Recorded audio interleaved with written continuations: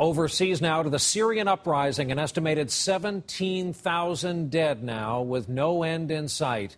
Today, Kofi Annan, the special UN representative, said he and Syrian President Assad met and agreed on a plan for ending the violence. But let's remember, we have been here before.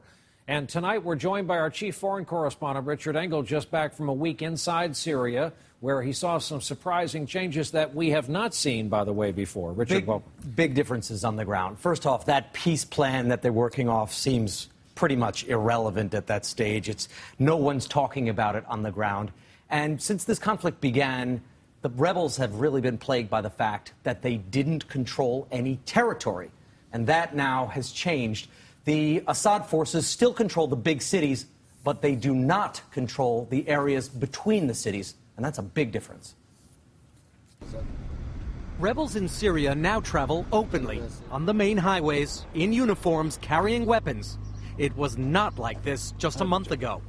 But now the rebels have safe havens, mostly in the rural countryside. The army does not dare come out. If they do, our snipers would get them. Rebel leader Ahmed Bakran takes us to Marara, one of dozens of villages in northwest Syria where residents are now celebrating after government troops were driven out. Things are changing rapidly in Syria, where the opposition is taking village after village. And every time they do, they throw a party just like this one. For the first time in this conflict, there is the sense that the rebels have momentum. They're capturing territory with almost nothing. Ahmed cooks up a batch of explosives. This is enough to make 2 big bombs. Before the war, Ahmed ran a restaurant.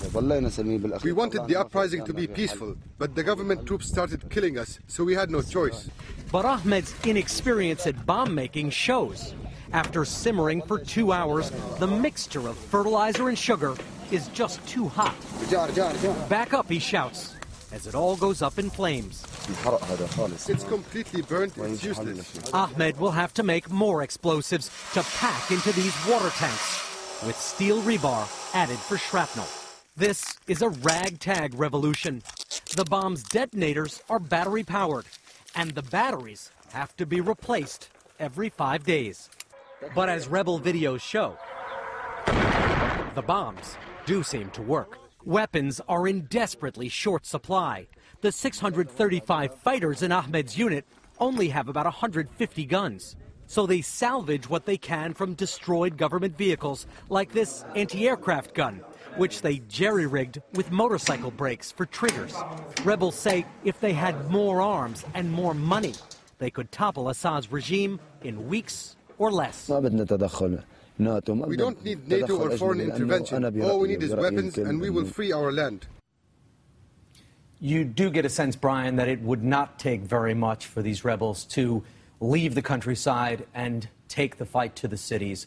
So far, the help from the outside world has not been coming. There's been a lot of money pledged to the Syrian opposition, but so far it is not getting to the fighters on the ground. If it did get to them, I think this conflict could be over quickly. So days ago, Secretary of State Clinton in Paris said kind of flatly, the Assad regime will fall. And all the evidence does support absolutely. that. I got that impression, absolutely, that it is a matter of time. And if it's quick, fewer people will die. If it takes longer, he's going either way, more people will die, and then the reciprocities and the atrocities and vengeance that's probably going to happen in the aftermath of his going would only be worse. Richard, thanks. Always great to have you back. I know you have a lot of material for this Thursday's broadcast of Rock Center, and we'll see you for that then. Thank you. Richard Engel, just back from Syria.